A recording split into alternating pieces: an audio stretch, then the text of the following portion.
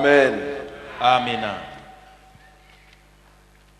J'ai l'habitude de dire à mon église Amen. Nina zowezo ya kusema mkanisa ya kwetu amina. Et je vais me taire encore, je dis Amen. Na kisha tena mimi nasema amina.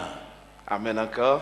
Amina mara tena. Alors on va pas perdre le temps aujourd'hui. Leo hatutapoteza wakati. Papa Zacharie a déjà fait toute l'introduction. Papa Zakaria alisha tengeneza mambo yote ya mwanzo. Et le vendredi nous étions encore ici. Na mkazi tano tulikuwaka hapa. Et Dieu nous a bénis. Na Mungu alitubariki. Amen. Amina.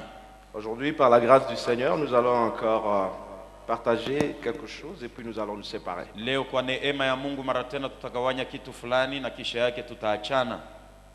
Pour le respect de la parole du Seigneur, je vais demander un service. Lakini kwa sababu ya kuheshimu neno la Mungu nitakuomba ufanye kitu kimoja. Une petite faveur. Fadhili moja. Que nous puissions nous tenir debout pour lire la Sisi parole. sote pamoja tusimame bwima kwa sababu ya kusoma neno la Mungu. Nous sommes dans le livre de Genèse. Tuko mkitabu kia Mwanzo. Genèse c'est dans l'Ancien Testament. Kitabu kia Mwanzo kinapatikana muagano za kale. Parce que je vois des gens chercher vers la fin du livre. Kwa sababu kuna watu wengine na waona wao wanatafuta kumwisho ya Biblia. Chapitre 22. Chapitre 22. Sura yake 22. Nous lisons du premier verset jusqu'au verset 17. Tutaanza kusoma kuanzia sheria ya kwanza hadi 17. Vous êtes là avec moi? Munaipata? Après ces choses, Dieu mit Abraham à l'épreuve.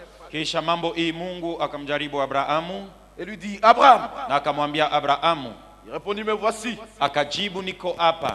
Dieu dit, Mungu akasema, prends ton fils, chukua mwana wako, ton unique, peke yake, celui que tu aimes, mwenye unapenda, Isaac, Isaka, va-t'en au pays de Morija. wende muinchi ya Morija, Et là, offre-le na kule umtowe en holocauste kama zabiu sur l'une juu ya mmoja des montagnes. katikati ya milima. En d'autres termes, il y avait beaucoup de montagnes. Tusema kwingine kulikuwa milima ya kuachana, Mais tu iras sur l'une des montagnes. lakini utaenda kumtolea pamoja katikati ya milima. Seigneur, laquelle? Na hata kufuatana na ayo, Non, non, l'une des montagnes. mmoja, hapana fulani, lakini mmoja Que je te dirai. yenye mimi nitakwambia.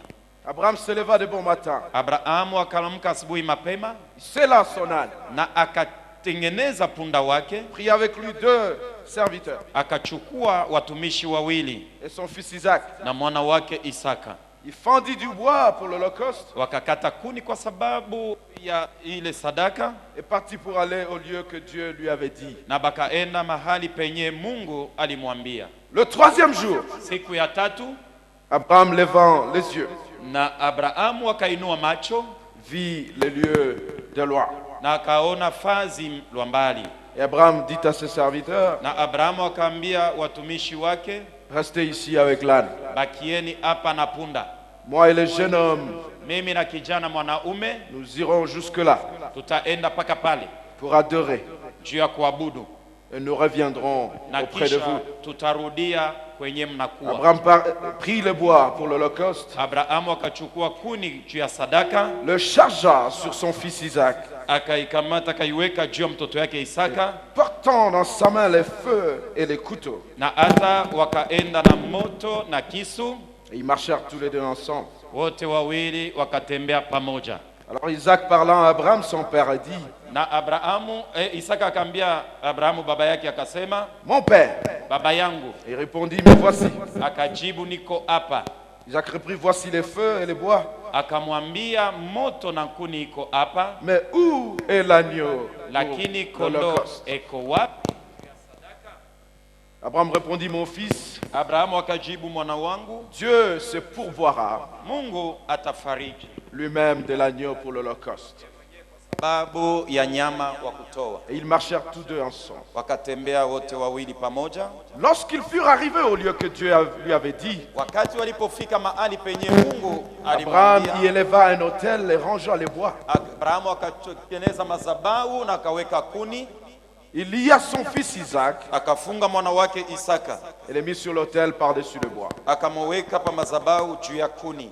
Puis Abraham étendit la main. Kisha Abrahamu akainua mkono, Il prit le couteau pour égorger son fils. akachukua kisu juu ya kuua mtoto. Alors l'ange de l'Éternel, Alafu malaika wa alors Bwana, l'ange de l'Éternel alafu malaika wa Bwana appela des cieux akaita tokea mbinguni, et dit Abraham, akasema Abrahamu, Abraham. Abrahamu. Et répondit, me voici. Akajibu, niko hapa. L'ange dit, n'avance pas ta main sur l'enfant. Malaika akamwambia, usitomfeshe mkono yako juu ya Ne lui mtoto, fais rien, usimtendee kitu, car je sais maintenant, kwa sababu mpaka na sasa je sais maintenant najua sasa que tu crains. ya kwamba unaogopa. Que tu crains qui? Unamwogopa nani? Que tu crains Dieu. Unaogopa Mungu, Et que tu ne m'as pas refusé ton fils, na ton au unique. kuniima mwana wako wa upekee, Tu ne m'as pas refusé ton fils, ton unique. au kunikatalie mtoto yako wa upekee. Moi j'ajoute, je dis, Mimi naongeza, mimi nasema, celui que moi Dieu je t'ai donné, ule mimi Mungu nilikupatia, il vient de moi, je te l'ai donné. anatoka kwangu, ni mimi Et quand nilikupatia. je l'ai demandé, tu ne m'as pas refusé. Na wakati cela. nilikuombaye au kuniimeye. Amen. Amina. Nous sommes à quel verset? Ni shairi gani ile? 13. 13. Abraham leva les yeux Na Abrahamu akainua macho, et vit derrière lui un bélier retenu dans le buisson par la corde. akaona kondoo ndume nyuma yake ndani ya miti. Et Abraham alla prendre le bélier et l'offrit en holocauste Na à la Abrahama place de akaenda son fils. kumchukua na kumtolea pafazi ya mwana wake. Abraham donna à ces lieux le nom de Jéhovah Jireh. Na hata Abrahama akapanga ile fazi jina yake Yehova Yire. C'est pourquoi on dit aujourd'hui à la montagne de l'Éternel il sera pourvu. Ni kwa sababu ya ile wanasema leo kumlima wa Bwana itafarijiwa. Verset 15. Shairi ya 15. L'ange de l'Éternel appela une seconde fois Abraham. Malaika wa Bwana akamuita mara ya pili Abrahamu. Quelqu'un peut dire avec moi, l'ange de l'Éternel appela une Mmoja seconde fois. aseme malaika wa Bwana akamuita mara ya pili.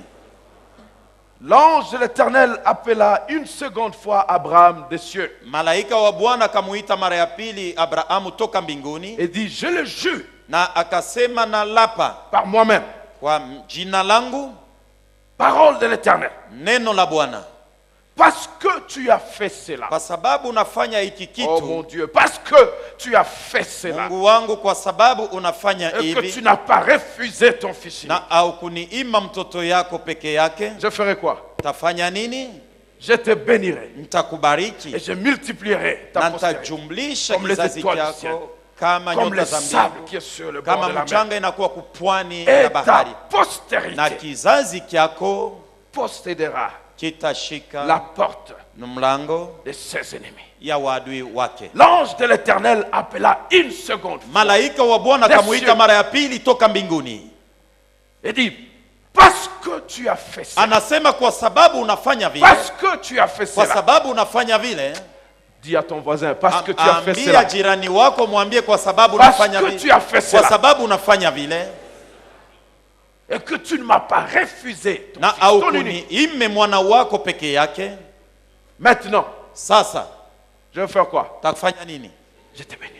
Takubariki. Vous pouvez vous asseoir. Père d'éternel, Unaweza kuikala Baba wa milele, au nom du Seigneur Jésus, nous katika nous jina la tenons Bwana Yesu devant ton Kristo, trône, tuko mbele yako, implorant ta grâce, tunaomba neema yako, afin que quiconque qui est venu en ce lieu hivi yeyote alifika mahali hapa soit béni au travers de ta parole. abarikiwe kupitia neno lako. Nous nous laissons comme un instrument à ta portée. Tunajiachilia kama chombo mikononi Remplis-nous mwako, toi-même utujaze et mwenyewe. parle toi-même. Nasema mwenyewe, Non pas à nous, Père. hapana kwetu Baba, Donne gloire à ton nom. lakini tukuza jina Au nom lako. de Jésus, Katika jina la Yesu nous avons prié. tunaomba, Amen. amen. On n'a pas acclamé la parole? Atupikie C'est makofi une belle neno la parole. Mungu, Une très belle parole. Amen. neno nzuri. Le thème que nous voulons aborder aujourd'hui, Kishina kienye tutaongea leo, parce que tu as fait cela. kwa sababu weye unafanya vile, Parce que tu as fait kwa cela. sababu weye unafanya vile. Vous savez, le vendredi, on était ici le soir. Unajua siku ya kazi tano jioni magharibi tulikuwa hapa, Nous avons parlé essentiellement partant de votre thème de l'année, na hata tulisemea tokea kishina ketu kia mwaka uyu, détruire les œuvres du diable et planter kuvunja makazi ya la ibilisi parole de Dieu. na kupanda neno la Mungu. Et l'effort que nous avons fait vendredi, c'était essentiellement de dire que Dieu nous a créés Alafu nguvu tulikuwa tukifanya, tulisema ya kwamba siku ya kazi tano Mungu alituumba pour que nous puissions dominer. hivi sisi tupate kutawala. La pensée de Dieu pour l'homme, Wazo ya Mungu juu ya mtu c'était que l'homme devait dominer sur la ni terre. kusema mtu alipasha kutawala pa dunia, Et pour cela, na juu ya ile Dieu s'est investi lui-même dans l'homme. Mungu alijiingiza mwenyewe ndani ya mtu. La Bible dit que Dieu prit la poussière de la terre et il souffla de son Biblia souffle. inasema Mungu akachukua mavumbi ya udongo akapumua ndani Et yake, l'homme devint, na mtu akakuwa il devint qui? nafsi iliyo Une âme hai, vivante. nafsi Et vous iliyo allez hai. réaliser qu'il y a d'autres choses qui vivaient aussi.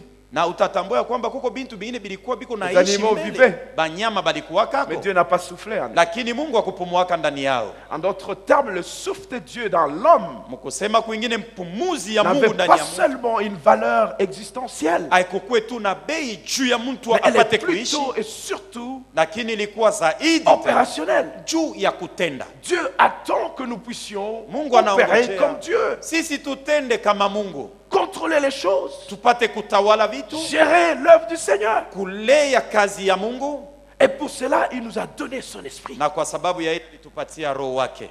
Amen. Amina. Alors nous avons dit que le diable, chaque jour, ce qu'il fait dans notre vie, Tulisema kwamba kile ibilisi kunafanya kila siku c'est maisha yetu chercher à nous ni séparer kutafuta de kututenga l'esprit de Dieu. na roho wa Mungu, Et quand nous sommes séparés de na wakati l'esprit, tunatengwa na roho nous restons des hommes tunabakia ou un watu, homme animal. mtu nyama. Amen. Amina. Et quand on est un homme Na animal, on ne kama peut pas uko mtu dominer, nyama, hauwezi kutawala, on ne peut pas contrôler. hauwezi kumiliki, Parce qu'aucun animal n'a été appelé à. kwa sababu hakuna nyama hata moja Amen. Mungu alipatia uwezo ya Vous êtes avec kutawala. moi? Tuko nasikilizana? Donc Dieu s'est investi et a mis son esprit en nous. Mungu alijiingiza na kuweka roho wake ndani yetu. Dans le texte de Jean 16, au verset 13, la Bible nous dit que Yohane Jésus- 16:13 Jésus Biblia dit inatuambia kwamba Yesu anasema que quand le consolateur viendra, wakati mfariji atakuja, essentiellement je vais sauter d'autres choses, il Minaruka nous luka. annoncera hata les choses. mitangazia vitu à vitakachokuja. Vous êtes avec moi? Tuko Quand le nasikilizana? Saint-Esprit viendra, Wakati Roho Mtakatifu atakuja, celui que Dieu avait investi dans l'homme ule Mungu alitia ndani ya mtu pour que nous ayons le contrôle. hivi tupate kutawala. Quand je parle du contrôle, quand je parle de dominer, Wakati nasema juu ya je kutawala parle de kumiliki, contrôler les circonstances et les événements de notre vie. nasema ni juu ya kutawala na kumiliki majira na mambo ingine, Plutôt que de juste exister et subir les conséquences des événements. kuliko tu uko pale lakini uko naishi matukio iko natokea fazi ingine. Malheureusement, même dans les églises, plusieurs de nos frères et sœurs vivent et ils ne contrôlent rien. Kwa ole mu makanisa mbalimbali wanduku na wadada beko naishi Ils lakini batawele subissent kitu, les conséquences, ils subissent les événements et les beko situations. naishi matukio na mamambo mbalimbali. Mais Dieu dit, par Lakini le Mungu anasema consolateur, wakati mfariji le Saint-Esprit Roho viendra, Mtakatifu atakuja, il vous annoncera les atamitangazia choses mambo à venir. itakuja. Vous êtes là avec moi? Tuko nasikilizana? Je crois que tu vas dire Amen. là. Nilizania kwamba Parce sasa qu'il y a hii mambo quelque chose de utasema très amina, important que kwa j'aimerais sababu te kuna faire comprendre. kitu kia muhimu pale. Vous savez pourquoi les gens vont chercher l'occultisme et la magie? Unajua juu ya nini bantu beko nataka kutafuta buchawi, Ils veulent madawa, contrôler le lendemain. banatafuta kutawala siku za kesho. Ils veulent savoir ce qui vient. Anapenda kujua ni mambo gani Vous êtes itatendeka. avec moi? Tuko Mais nasikilizana? tu n'as pas besoin d'aller chercher la We magie. hauhitaje kwenda kutafuta Tu n'as pas buchawi, besoin d'entrer dans l'occultisme. hauhitaje kwenda kutafuta Dieu dawa. dit que quand le consolateur viendra, Ye anatuambia Yesu il wakati vous mfariji atakuja, annoncera les choses à atatutangazia venir. vitu vya kesho. Et quand il t'annonce les choses à Na venir, wakati anakuambia vitu vya kesho, tu sais déjà ce qui vient. na njo Mais tu unajua as vile le contrôle de vitafika, toutes choses. na hata yeye anajua vyote. Donc l'effort de notre vie, Na nguvu ile tutafanya maisha c'est de faire en sorte que nous puissions marcher ni kufanya nguvu tutembee constamment à tout moment de notre vie avec le Saint-Esprit. kila siku na benye kukamana mu maisha yetu pamoja na Roho Mtakatifu. Vous restez trop calme, je vais arrêter. Muko kimya sana, Alors, nitasemea. si tu marches avec le Saint-Esprit, Basi kama unatembea na Roho Mtakatifu, le Saint-Esprit te révèle les choses qui viennent. Roho Mtakatifu anakufunulia vitu Donc tu vitafika, sais dire que je ne peux pas aller à droite na unaweza kusema sitaenda parce qu'à kume droite il y a ceci ou cela. kwa sababu kume kuna kifulani au Il te dit kingi, va à gauche anakuambia uende parce que kushoto là j'ai prévu ceci ou cela. kwa sababu kwenyewe kule kuko kifulani na Et tu kingi, contrôles les circonstances, tu contrôles les événements. na unatawala majira na mamambo yote Vous êtes itafika. avec moi? Tuko nasikilizana. Alors Jésus renchérit en disant, Alafu Yesu anaendelea anasema, dans Jean 14, vous pouvez lire à partir du verset 15 jusqu'au verset 17, Yohane 14:15 hadi 17, il donne alors une condition pour analeta que kanuni les basi consolateurs viennent. wakati mfariji Il atapokuja. dit, si vous m'aimez, Anasema kama mweye munanipenda, gardez mes chungeni commandements. amri yangu. Et moi, Na mimi je prierai le Père nitamuomba Baba pour qu'il vous envoie hivi amitumie les consolateurs, mfariji, les Saint-Esprit. Roho Mtakatifu. En d'autres termes, Kusema kwingine, Jésus donne et il dit, Yesu anapana na tu anasema veux contrôler le monde, utatawala tu dunia, veux contrôler les circonstances, unapenda tu kutawala veux majira, marcher de victoire en unapenda victoire, kutembea muushindi na ushindi. pour que le Saint-Esprit vienne. Juu Roho Mtakatifu Qu'est-ce que aje, tu dois faire? ufanyeje? Tu dois garder les commandements. Unapasha kuchunga amri, Tu dois garder les commandements. unapasha kuchunga amri. J'aime Dieu. Nampenda Mungu Une mimi, grande Bible sous les aisselles. na hata uko J'aime na Dieu. kibiblia mulikuwa hapa, nampenda Mais tu Mungu, ne gardes pas les commandements. Ça lakini n'a we rien à voir. auchunge amri ya Mungu. Vous savez, l'homme dans sa nature Unajua mtu vile eko a toujours tendance à croire anazaniaka ya qu'en kwamba faisant des sacrifices, ya kwamba mukujitoa, même si tu donnes la dîme, Hata kama unalipa tu donnes les 10%, tu donnes 30%. kuliko pusenti 10 unatoa Et tu es pusenti makumi, fidèle à ta dîme. na we unatoaka chekumi yako Tu es à kila l'église wakati. tous les jours. Uko kukanisa kila siku, Dans toutes les séances d'intercession, tu mu es. maombi yote ya kuombea uko amo. L'homme a tendance à croire qu'en faisant cela, Mtu anazania kwamba kama iko nafanya vile il attire la faveur de Dieu. anakokota fadhili ya kutoka kwa Mungu. Je suis désolé de te dire, Lakini mimi nahuzunika kukwambia, tu n'impressionnes pas Dieu. au mshangaishe mbile bioto uko nafanya Mungu. Dieu dit qu'il faut que nous puissions marcher dans l'obéissance Mungu anasema tunapasha kutembea en ndani ya utiifu, gardant ses commandements. mukuchunga amri yake. C'est quand nous gardons le Ni commandement de wakati Dieu sisi tunachunga amri ya Mungu que Dieu prend plaisir. njo Mungu anafurahi, Il envoie les consolateurs anamtuma mfariji, et les consolateurs Na lui mfariji. nous conduisent dans toutes choses. anatuongoza mu mambo Il yote, nous annonce les choses à venir. anatutangazia mambo itafika. Donc l'obéissance à Dieu Alafu kumtii Mungu doit être le centre de notre vie chrétienne. inapasha kuwa njo mambo yetu ya maisha ya Kikristo. L'obéissance à Dieu, Kumtii Mungu, l'obéissance à la parole de Dieu kutii neno la Mungu doit être le Inapasha kuwa centre de notre vie chrétienne. njo mambo yetu yote ya Bukristo bwetu. Tu veux détruire les œuvres du diable? Wewe unapenda kuharibisha makazi ya ibilisi? Obéis à la parole de Dieu. Tii neno la Mungu. Tu veux mener une vie de victoire? Unapenda kuishi maisha ya ushindi? Obéis à la parole de Dieu. Tii neno la Mungu. Amen. Amina. La vie chrétienne est simple, mes frères. Uzima wa Kikristo iko nyepesi ndugu yangu. Obéis à la parole de Dieu. Kutii neno la Mungu. Et tu vivras une vie de victoire. Na utaishi uzima ya ushindi. Amen. Amina. Et obéir à Dieu, Na kumtii Mungu des fois, veut dire qu'on n'a pas besoin de comprendre. wakati ingine nasema ya kwamba uhitajie Où kuelewa est-ce qu'on va? uko naenda wapi, Qu'est-ce que cela sera après? alafu kesho yake bienye bitakuwaka je, On met le raisonnement de l'homme na hata unaweka mo mawazo ya pour essayer de comprendre. juu ya kujaribu No, kuelewa. Hapana, Dieu tient à ce que nous puissions obéir. Mungu anapenda tu shi tutii, Même quand on ne comprend hata pas. kama tuelewe kitu.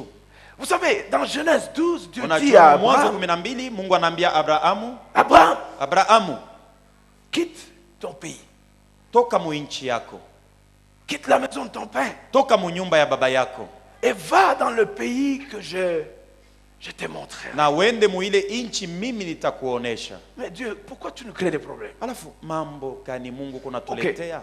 Sawa. Abraham commence à faire les valises. Na hata Abrahamu anaanza kufunga. Les amis d'Abraham viennent. Abraham, tu vas où? Barafiki ba Abrahamu bako namuuliza Abrahamu unaenda wapi? Je ne sais pas. Mishi yeye kwenye niko nenda. Mais j'ai vu Sarah faire des valises aussi. Shimi naona Sara Mais na yeye prenez kunafunga l'autre. vifurushi. Tes serviteurs sont en train de faire les bagages. Batumishi yako na bobe kuna jitayarisha. Vous allez où? Muko naenda wapi? Je ne sais pas. Mishi yeye kwenye tuko naenda. Vous comprenez? Unaelewa? Il ne savait pas où il allait. Hakujuaka kwenye alikuwa Quand il naenda. faisait les valises, Wakati alikuwa anatengeneza tout vifurushi. ce qu'il avait, c'est la parole de Dieu. Ile yote yeye alikuwa nao ni bile Mungu Dieu alimwambia. avait dit, Mungu alimwambia, sors de ton pays, toka quitte mu ta nchi patrie, yako, quitte la maison de acha ton père, jamaa yako, acha et nyumba ya baba va yako. dans le pays que moi je t'ai Na montré. uende mu nchi ile mimi Mais c'est où nitakuonesha. ce pays? Na ile nchi yenye ni ya wapi? Je ne sais pas. Mishi hiyo. Mais Abraham, toi aussi, des fois tu es comme un fou. Hein? Abrahamu wewe na wewe saa nyingine unakuwa Ça, kama ce sont majimu ses na amis. kubamba. Hein? Abraham, tu es comme un fou. Abraham, unakuwa na majimu. Dieu au ciel. Mungu kumbingu. Il peut dire et puis il ne te dit pas où tu vas. Anaweza kukuambia kitu Ili kisha wewe- kukuambia kule unapasha kwenda. Sema ndio njoo vile Tu as yeye dit, aliniambia. va seulement, je Yeye vais partir. aliniambia sasa toka tu uende ashikunyambie Bien-aimé, kwa kwenda. c'est ça ce que Dieu attend de nous. Mpendo njoo kenye Mungu anatumainia kwetu. Vous comprenez? Dans Naelewa. le langage biblique, on appelle cela Misemo ya kibiblia foi. inaitwa imani. la foi. Imani. La foi est une espérance, n'est-ce pas? Imani ni Si nous taraja. définissons sivyo? la foi comme dans Hébreu 11:6, on dit Kama la foi. tunaisemea kama Ibrania 11:6 Ah? imani. Non, non, non. La foi Hapa, imani des choses ya bintu est une démonstration na de celles kionesho qu'on ne voit pas. ile atuone na Nous macho. disons très bien qu'elle est une espérance. Sema ya kwamba ni taraja. Est-ce qu'on peut contrôler une espérance? We taraja unaweza we kuitawala na kuiongoza. Vous êtes avec moi? Muko na mie? Si on a tous les détails de l'espérance, elle n'est plus Kama espérance. unajua mambo yote ya tumaini vile iko ni kusema haina tena tumaini. Or, Dieu nous dit que mon peuple vivra pas. Japo Mungu En anasema d'autres termes, Dieu dit taifa vous ya allez Mungu vivre dans anaishi l'inconnu. mutaishi kufuatana na bienye Donc, mjue. ce qu'il attend de nous, Bile anachuka kwetu. on ne pose pas de questions. Ushimuulize kintu. On croit qu'il est Amini au ya contrôle de kwamba toutes ye choses. anayua mambo yote. L'obéissance. Utiifu. Oh, je vais mettre ça autrement. Peut-être là, tu vas acclamer. Na tupenda kuisema mnamna nyingine Vous savez, pengine utapiga Jésus dit makofi. que quand le consolateur viendra, Yesu anasema wakati il mfariji nous atakuja conduira dans toutes choses. atatuongoza mu mambo N'est-ce yote. pas? Si hivyo? Il nous conduira dans toutes choses. Atatuongoza mambo yote. Donc, il est le guide. Ni kusema ni kiongozi. Quand tu es à un endroit que tu ne connais pas Kama unafika fazi yenyewe wewe ujue et il y a un guide, na kuko ule wa kuongoza, qu'est-ce que tu fais? utafanyaje? Tu te mets derrière le guide. Wewe utakuwa nyuma yake. Si le guide va à gauche, tu vas à Yeye gauche. sasa kama anaenda kushoto unaenda Si le kushoto. guide va à droite, tu vas Kama à anaenda droite. kuume unaenda kuume. C'est cette vie que Dieu attend de nous. Njoo ile uzima Mungu anatumainia La foi. kwetu. Imani, La confiance en Dieu. tumaini ndani On ya ne Mungu. pose pas de questions. Ushimuulize kintu. J'avais dit la confiance en Dieu. Unasema tumaini, Pasteur, pastori. Dieu est très offensé Mungu anakosewa sana, quand nous unahuzunika n'avons pas de foi. wakati tunakosa imani.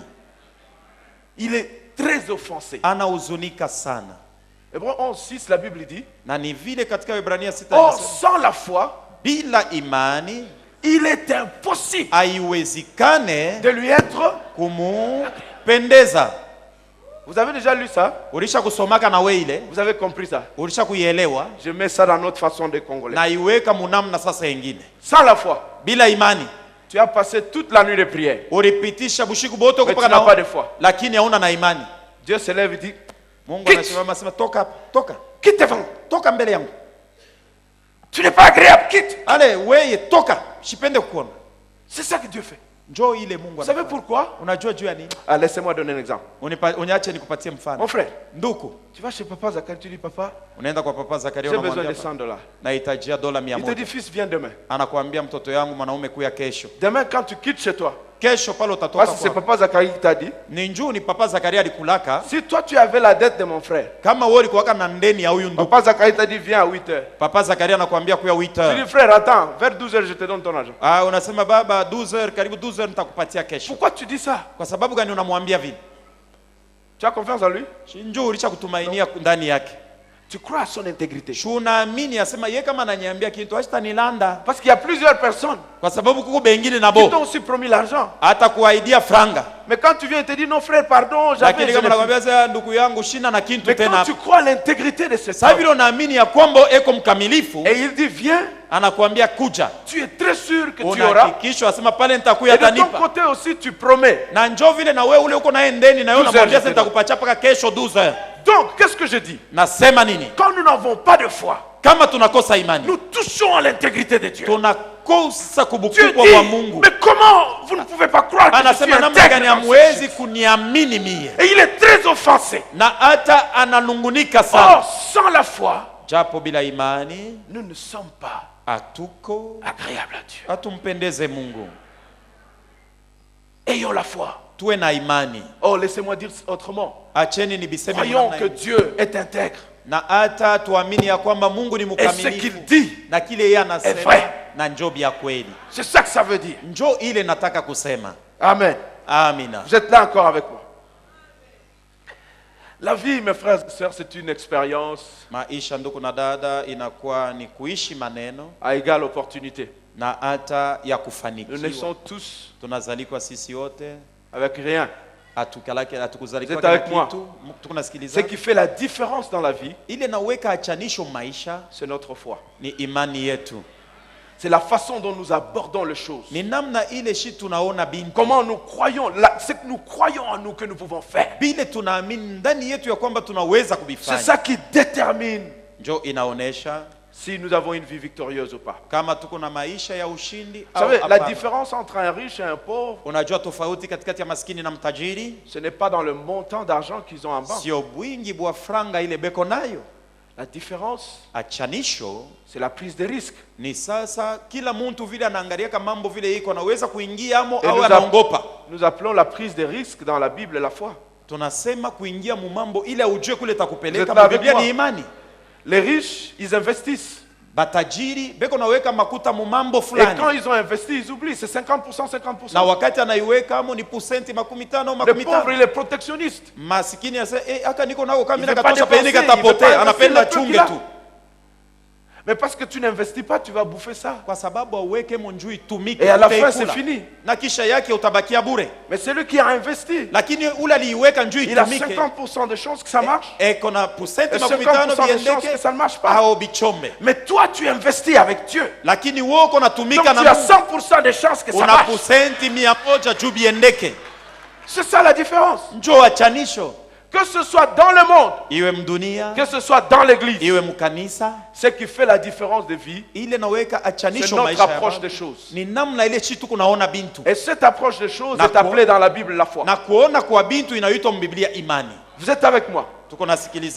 Mais la foi vient de quoi? La foi vient de ce que l'on entend. Et ce que l'on entend vient de... Alors Christ dans Marc, chapitre 4, alors qu'il parlait en parabole, la parabole des semeurs, les disciples qui étaient là ne comprennent rien. En particulier, il dit, mais Seigneur, ça veut dire quoi là? Il dit, à vous a été donné, quoi ça? À vous a été donné. Donné. Un don. À vous a été donné le royaume des cieux. Mais pour ceux de dehors, ils peuvent entendre. Ils n'entendent pas, ils ne comprennent pas. Ils peuvent voir. Ils peuvent voir. Mais ils ne voient, ils n'aperçoivent. En d'autres termes, c'est que Christ disait, à vous, j'ai donné la capacité d'entendre les choses que les autres ne peuvent pas entendre, de voir les choses que les autres ne peuvent pas voir. Parce que si tu vois l'invisible, tu fais l'impossible. Tu as raté ça. Ça, tu as raté. Parce que si tu es capable de voir l'invisible, tu fais l'impossible. Oh, NCD. Si tu peux voir l'invisible, c'est que lui n'a pas vu. Quand tu le fais, il te traite de fou. Wakati banakuona wanasema uko na bisemba, wanasema uko mwenda bazimu, wanasema uko mwenda bazimu. Il ne comprend pas comment tu vas le faire. Mais parce que toi tu as vu. Kwa sababu wewe quand tu le feras frère, wakati utabitenda, ça sera l'impossible pour lui. Itakuwa bintu bila bitendeka juu yake, lakini ça sera normal. Bitakuwa vya kawaida. Parce que la foi, kwa sababu ni imani, est une folie pour ceux qui se perdent. Ni ubazimu juu ya bale beko napotea. Une puissance, une victoire pour nous. Na inakuwa ushindi kwetu sisi. Vous comprenez mes frères et sœurs? Unaelewa ndugu na dada? Comprenez? Unaelewa? Dieu nous exerce à entendre. Mungu anatutumia juu ya sisi kusikia. J'ai dit que c'était un don, non? Nilisema ni zawadi. Il nous a donné. Alitupatia d'entendre. Tusikie. Il y a une différence entre entendre et écouter. Kuna kuwa tofauti kushikia bintu unabishikia. Il y a une différence entre voir et regarder. Kuna kuwa achanisho ya kuona bintu na kubiona vile bienye biko kabisa. La différence réside dans l'action. Na ata tofauti inakuwa ni mutendo.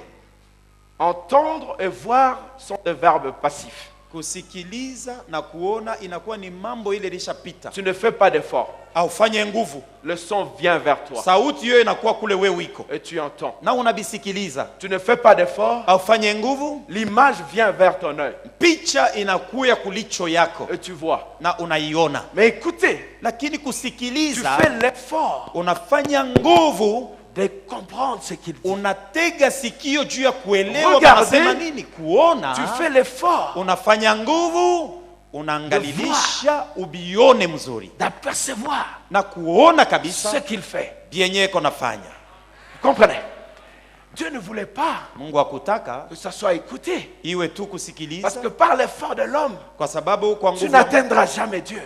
Utamuona Mungu. C'est Dieu lui-même. Ni Mungu mwenyewe qui te donne anakupatia la capacité anakupatia uwezaji ya kusikia. Dans tous les bruits, pendant que je prêche, ton voisin parle, il y a des klaxons derrière, tu entends tout ça. Mais dans tout cela, Dieu ouvre ton oreille spirituelle pour que tu entendes la voix du maître. C'est un don. Parce que ton voisin n'a pas entendu. Mais toi tu l'as entendu. Parce que c'est un don. Le Saint-Esprit de Dieu qui ouvre notre oreille. Le Saint-Esprit de Dieu. Alors, Abraham, parce que tu commençais à te demander, mais pourquoi on a lu les textes de Genèse alors? Abraham ne pouvait pas être appelé le père de la foi si Dieu ne teste pas sa capacité d'entendre la voix du maître et d'obéir à ce que le maître a dit. Alors Dieu utilise l'événement que nous venons de lire dans Genèse 21, 22 plutôt, pour tester Abraham. Ah oui, il y a plusieurs ici. Tu es dans la situation dans laquelle tu te trouves. Simplement parce que Dieu veut que tu aies la capacité d'entendre et d'obéir. Ce n'est pas des démons. Dieu t'exerce au travers ta condition, au travers ton problème, pour que tu entendes la voix du maître et que tu obéisses. Amen. Abraham, prends ton fils, ton unique, va au pays de Morija. Seigneur, j'irai à l'est de Morija ou à l'ouest de Morija. Irai-je au nord de Morija ou au sud? Et tu iras sur l'une des montagnes que je te dis. Seigneur, mais pourquoi tu nous crées des problèmes? Quand je sortirai là-bas sur l'avenue, là, j'irai où? À gauche ou à droite? Vous savez, Dieu ne nous donne jamais les détails de tout ce qui va nous arriver. Même quand il nous donne une parole, d'abord il donne une parole générale. Il donne la parole générale. Alors que toi tu attends, mais Seigneur, tu as parlé, mais donne les détails avant que je n'agisse. Il dit non, non. Obéis d'abord à la parole générale. Et c'est quand on marche dans la parole générale que petit à petit, il injecte les détails de l'étape qui suit. La marche avec Dieu, c'est une marche par étapes. Il te donne une parole. Quand tu marches dans l'obéissance par rapport à cette parole, il te donne l'instruction de l'étape qui suit. Et tu marches dans cette étape. Quand cette étape va finir, il te donne l'instruction de l'étape suivante. Ainsi de suite. Et Dieu le fait exprès. Parce qu'il veut que nous puissions rester attentifs. À entendre l'instruction de l'étape qui suit. Agizo ya hatua yafuatayo. Moïse, va-t'en. Musa, wende. Dans le pays de Morija. Wende Abrahamu muji ya Morija. Sur l'une des montagnes. Pa mmoja katikati ya milima. Il obéit. Anati. Dieu, Mungu, tu m'envoies aller tuer mon fils. Unanituma niende nikaue mtoto yangu ule nilizala. Tu ne me dis même pas qu'est-ce que ça sera après. Au niambia sasa kisha mimi kumuua nitapatia amo nini? Est-ce que tu as même pensé à Sarah? Hein? Unajua bila Sarah atasema. Quand je vais revenir là. Pale mimi nitarudia bila mtoto. Chérie, mpendo. Dieu au ciel. Mungu kumbingu huyu wa l'enfant là que nous avons attendu longtemps. Tunaona mtoto ule tulikuwa na chunga kunakuwa miaka mingi. Dieu au ciel. Mungu kumbingu m'a dit qu'il faut qu'on le l'offre. Aliniambia paluangu mimi mwenyewe sasa niende nikamuue nimtolee. Quelqu'un comprend la peine d'Abraham? Mungu kwa mtu mmoja anaelewa mambo ile Abraham alikuwa nayo. Il dira, Abraham, tu es déjà entré dans l'occultisme. Tu as sacrifié l'enfant. Cette affaire de Dieu, je ne crois pas. Ça, c'est vraiment la sorcellerie. Dieu au ciel demandait l'enfant.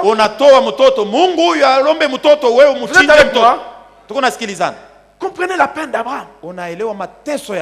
Oh oui, Dieu te demande quelque chose aussi de très important. Peut-être même la parcelle dans laquelle tu vis, Dieu te donne. Mais quand ton mari vient te dire ça, tu vois, j'avais dit, c'est la belle-sœur là vraiment. C'est elle qui t'envoie à vendre cette parcelle. Ce n'est pas elle, c'est Dieu.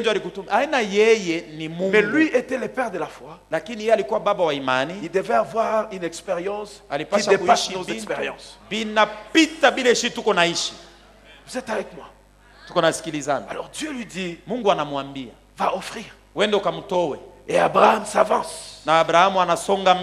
Abraham s'avance. Et 3 jours après. 3 jours après. Abraham levant les yeux. Il vit les lieux au loin.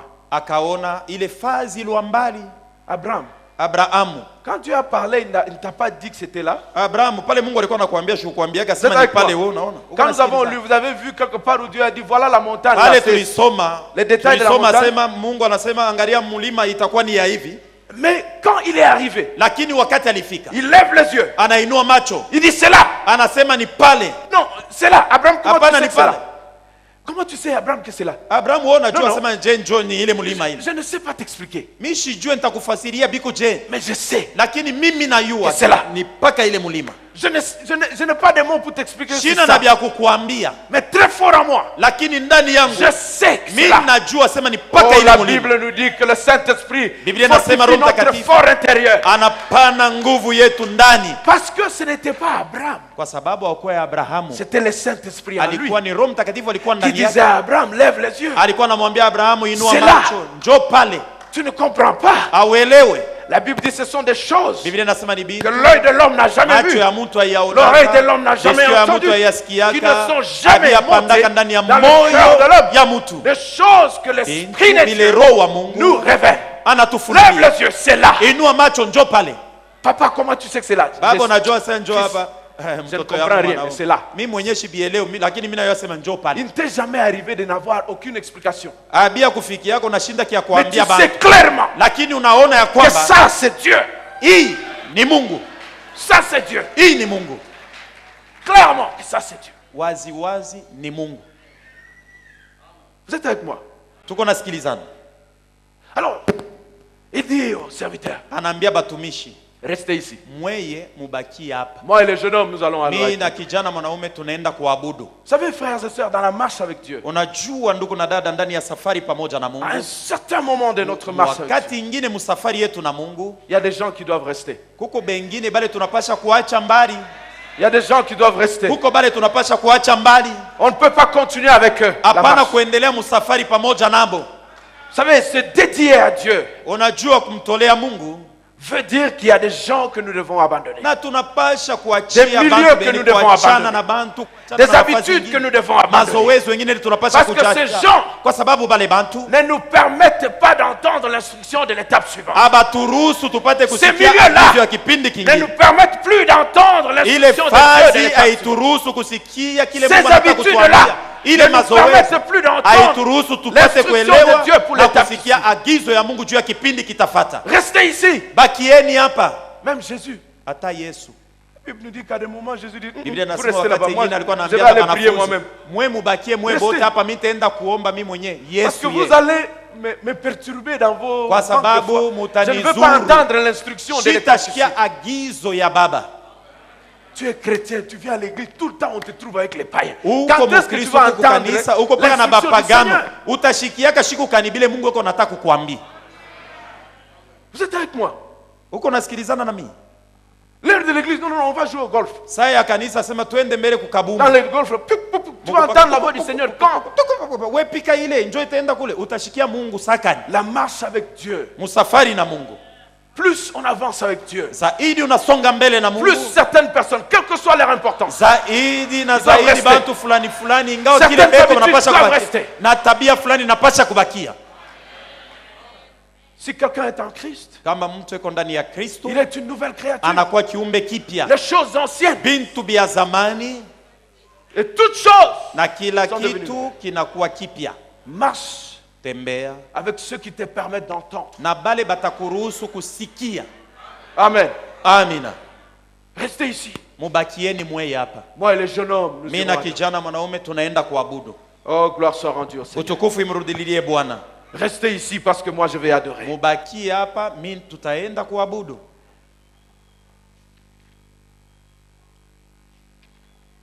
Et quand Abraham na wakati Abrahamu est arrivé au sommet, alifika kunchongo, il a levé sa main. Aliinua mkono yake. L'ange de l'Éternel, malaika wa Bwana. Ici dans notre vie, le Saint-Esprit qui nous parle. Hapa maisha yetu ya leo, Roho Mtakatifu mwenyewe anatuzungumzia, anasema acha. Il dit Abraham arrête. Anasema Abrahamu acha. Ce n'était qu'un test. Ilikuwa ni kupima juu ya kuona. Ce n'était qu'un test. Ilikuwa ni kupima. Il dit mais anasema un test. Il dit oui. Kupimwa. Anasema ndio. Tu as fait tout ça pour me tester. Unafanya tu hivi vyote hivi njuu ya kunipima tu. Il dit oui. Anasema ndio. C'était le test. Ilikuwa parce qu'à la fin des choses, juu kumwisho ya mambo yote. En fin de compte, mwisho yake, je ne veux ni sacrifice, ni holocauste. Sadaka ya tout ce que je veux, que tu fasses ma volonté. Ni kusema ufanye mapenzi yangu. Je ne veux ni sacrifice ni holocauste. Sadaka wala zabiu. Il n'a voulu ni sacrifice ni holocauste. Mais tout ce qu'il a voulu que je fasse, sa volonté. La marche, safari, sur la montagne, pamlima, pouvait être dur. Iliweza kuwa ya obéir à Dieu, kumtii Mungu, peut être dur. Inaweza kuwa bia matata. Mais quand on monte, lakini kama uko napanda, plus on monte, zaidi uko napanda, le deuxième appel, na mwito ya pili, est sur la montagne. Iko na kuchunga kumlima. C'est là que Dieu appelle. Njoo kwenye kule Mungu anaitia. Une seconde fois de ciel. Mara ya pili. C'est à la montagne. Ni kumulima. Oh, ça peut être dur. Inaweza kuwa bia nguvu. Ça peut être dur. Inaweza kuwa bia nguvu. La chair peut te dire non, c'est impossible. Mwili inaweza kuambia biwezekana. Mais l'esprit te dira. Lakini roho itakwambia c'est une possibilité. Inawezekana. La chair peut te dire abandonne. Mwili inaweza kuambia ubiache. L'esprit te dit avance. Roho inakwambia songa mbele. Écoute encore. Sikia tena. L'instruction du Seigneur. Agizo ya kutoka. C'est là à la montagne. Ni kumulima. Qui a le deuxième appel de Dieu. Njoo kuna kwa mwito ya pili ya kutoka kwa Mungu. Qui dit maintenant. Na sasa Mungu anasema sasa. Comme tu as fait cela. Sasa vile wewe unafanya vile. Puisque tu as fait kwa cela. Kwa sababu unafanya vile. C'est à la montagne. Ni kumulima. Que Dieu dit puisque tu as fait Mungu anasema kwa sababu unafanya vile. Je te bénirai. Laissez-moi dire quelque chose d'intéressant encore. Acheni niseme tena kitu kingine kizuri. Abraham montait. Abraham alikuwa anapanda. D'un côté de la montagne. Na ngambo nyingine ya mulima. C'était dur. Ilikuwa matata. Il était vieux. Alikuwa mzee. Il montait. Alikuwa yuko napanda. C'était dur. Oh mon Dieu. Mais pendant qu'il montait, de l'autre côté de la montagne, alors qu'Abraham ne voyait pas, le bélier montait aussi. La provision montait aussi. Il monte. Le bélier monte. Il monte. Le bélier monte. Et arrivé au sommet, Dieu dit c'était un test. Tourne tes yeux. J'ai pourvu. Milisha kufariji pour l'Holocauste. Juu ya je n'avais pas besoin d'Isaac. J'avais juste besoin de ton obéissance. Nilikuwa natafuta tu unitii. Hallelujah. Amina. J'avais juste besoin de ton obéissance. Nilikuwa natafuta unitii. Hallelujah. Amina. Plus tu montes, Kwa sababu wakati unapanda zaidi na Mungu, mais de l'autre côté, ngambo na yo ya et pili, dans ta pensée, uwe mawazo ta solution monte. ya kwamba jibu na yo uko Plus napanda. tu montes, Wakati uko napanda, ta solution monte. jibu na yo uko napanda. Plus tu montes, zaidi uko napanda. Et quand tu arrives au sommet Na de la wakati unafika montagne, kunchongo ya mulima, Dieu dit, puisque tu as fait cela, Mungu atakwambia wakati juu unafanya vile, maintenant je te bénirai. na nitakubariki. Alléluia. Alléluia. Amina. Une petite chose. Kitu kidogo. Il dit, je te bénirai. Anasema nitakubariki. Je multiplierai Nitajumlisha ta descendance. kizazi kyako. Ta postérité Uzao wako possédera itashika la porte de l'ennemi. milango ya adui. Je te bénirai. Nitakubariki. Je croyais qu'Isaac était la bénédiction. Isaka njoo baraka Parce ya qu'il a Abraham. prié Kwa sababu aliomba beaucoup d'années. miaka mingi, Dieu lui a donné Isaac. Mungu alimpatia Isaka. Mais Dieu dit non. Mungu anasema hapana. Je croyais que ma maison actuelle, Ulijua sema c'était mimi ma bénédiction. mambo Isaka njoo Cette maison baraka. appartient à Dieu. Na hata hii Je nyumba croyais ni que ya ma Mungu. voiture, Ni gari saa zingine. c'était ma bénédiction. Njoo baraka yangu. Oh, Jésus est Seigneur. Yesu ni Sur Bwana. le parvis. Milisha Mais Dieu dit non, non, non, non. Mungu anasema hapana. Donne la maison, donne la voiture. Pana ile nyumba na ile gari. Ma maison, non, non. Mi nyumba yangu Mais hapana. puisque tu as fait cela, Kwa sababu ulifanya vile, maintenant je te bénis. sasa nitakubariki. Maintenant je te bénis. Sasa nitakubariki. Oh, dis à ton voisin, la provision n'est pas la bénédiction. Ambia rafiki hazina haiko baraka. Peut-être tu croyais que le bélier Saa zingine était ulizania la bénédiction bikumbula d'Abraham. njo ilikuwa baraka ya Oh Abraham. oui, Anasema avec les yeux des hommes. na macho ya bantu Les béliers pouvaient être la bénédiction d'Abraham. ule kondo Parce ndume que njo aliweza ce kuwa bélier baraka ya Abraham kwa sababu ule kondo ndume Résolvait un sérieux problème qu'Abraham avait. alikuwa analeta jibu kwa D'aller mambo ya expliquer à matata. sa Abraham femme alikuwa Sarah, alipasha kufasiria où est bibi yake, l'enfant? mtoto na mwacha wapi? Le bélier a été là. Na sasa kondo ndume Mais Dieu dit alikuwa non, non, pale. c'est pas la bénédiction. Mungu alisema ina njoo baraka. Maintenant, je te bénis. Sasa mimi naanza kukubariki. Hey! Le psaume 1 que nous avons lu vendredi dit, tout ce Zaburi que sura ya tu touches, kwanza ya kwamba t'es réussi. na vyote vile wote agusa L'Éternel est mon bitafanikiwa. berger, je ne manquerai de Bwana ni rien. mchungaji wangu, Dans le sitapungukiwa na verset 6, kitu. on dit, Shairi ya sita le inasema, bonheur et la grâce na neema m'accompagneront na tous les itanisindikiza jours kila siku jusqu'à la fin des temps. mpaka mwisho ya maisha yangu. Quand Dieu bénit, tout ce que tu touches, Wakati kama Mungu anakubariki, kile kyote wote agusa kinabarikiwa. on dit non, non, le chemin de Turquie là, ça ne marche plus. Mais moi, quand je vais, ça va marcher. Banasema hey, Parce que acha bila l'Éternel est biendeke, avec kama moi. mimi nafika hapo bitendeka, njoo Mungu yuko na mimi. Frères et sœurs, vous comprenez? Ndugu na dada, mnaelewa? C'est ça la bénédiction. Njoo baraka ya Mungu. Mais cette bénédiction, Lakini ile baraka comme nous l'avons vu, kama vile tuliona est fonction, inatokea de l'obéissance à inafatana Dieu. na utiifu kwa Mungu. est fonction de comment nous gardons Inafatana la na vile parole de tunachunga Dieu neno la en Mungu nous. ndani yetu et nous obéissons à cette parole. na tunatii Est ile neno. fonction de comment nous gardons l'esprit de Dieu en nous. Inafatana na vile tunachunga roho wa Mungu ndani yetu. Parce que vous permettez 2 minutes, j'ai fini. Pastori, unisaidie kwa dakika Frère, à la technique, donnez-moi Ephésiens 3:20. Unipatie Efeso sura ya 3:12. Ouvre ta Bible avec moi. Je veux Fungua voir, je veux que Biblia tu yako vois na quelque wewe. chose. On fait ça et puis on est parti. Ephésiens Tafanya hivi na 3. tutamaliza. Wa Efeso 3, Ephésiens 3. Ephésiens 3. wa Efeso sura yake ya 3.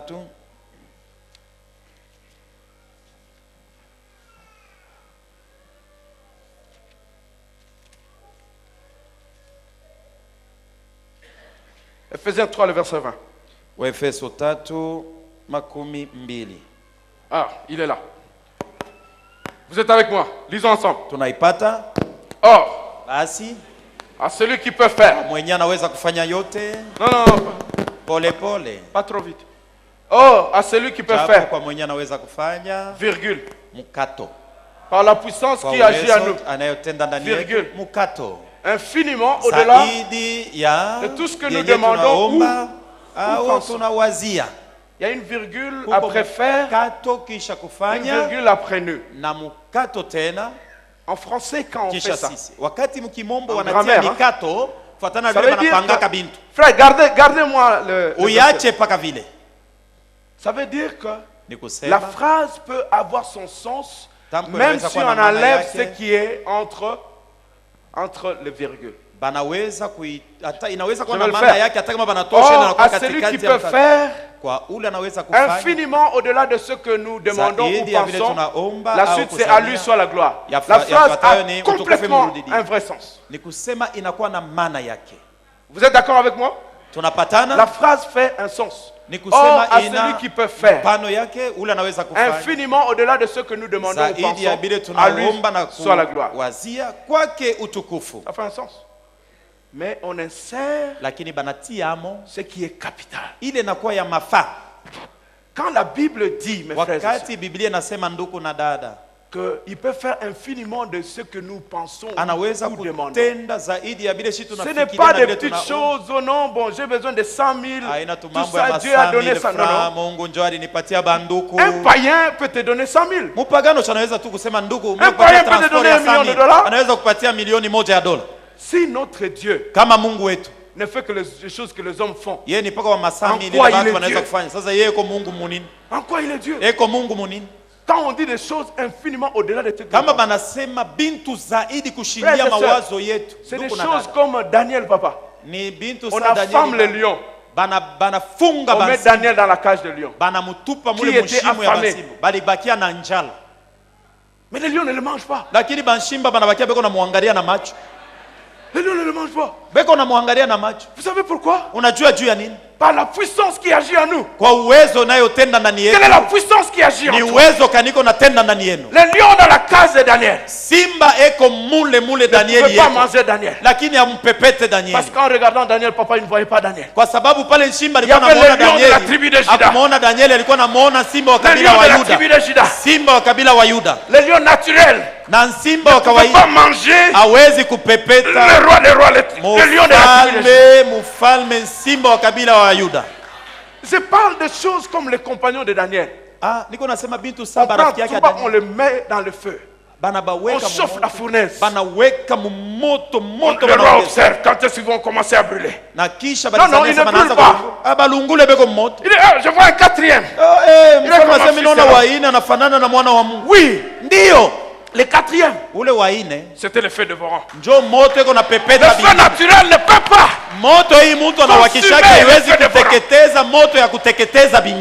Je parle de choses comme quand Josué dit, soleil, arrête-toi sur Gabaon. Est-ce que vous savez quel bouleversement dans l'ordre du monde que ce seul moment a causé? Vous savez ça? Mais le soleil devait obéir. Parce que dans Josué, il y avait le soleil levant. Le soleil levant. Dieu veut faire de grandes choses avec toi. Mais qui est en toi? Quelle est la puissance qui agit en toi? À celui qui peut faire infiniment au-delà de ce que nous pensons, nous imaginons. Mais il est limité. Dieu dans toute sa puissance est limité. Il ne peut le faire que par la puissance qui agit en nous. Avec moi. Mais pourquoi tu n'as pas acclamé le Seigneur? Oh Père, nous voulons te bénir. Bien-aimé dans le Seigneur. Je vais partir. Mais j'aimerais que tu retiennes une chose. La vie de l'obéissance avec Dieu peut être dure. Mais quand on obéit à la voix de Dieu, on brise les œuvres du ténèbre. Quand on obéit à la voix de Dieu, on arrive au sommet de la montagne. Et là Dieu dit, puisque tu as fait cela, je te bénirai. Quelqu'un veut être béni ce matin. Si tu veux être béni, lève-toi et acclame le Seigneur. Acclamons le Seigneur notre Dieu. Acclamons le roi de gloire. Bénissons son Seigneur. Il est digne de louange et d'adoration. Notre Dieu est vivant. Gloire soit rendue à Dieu. Alléluia. Alléluia. Alléluia. On peut continuer à acclamer.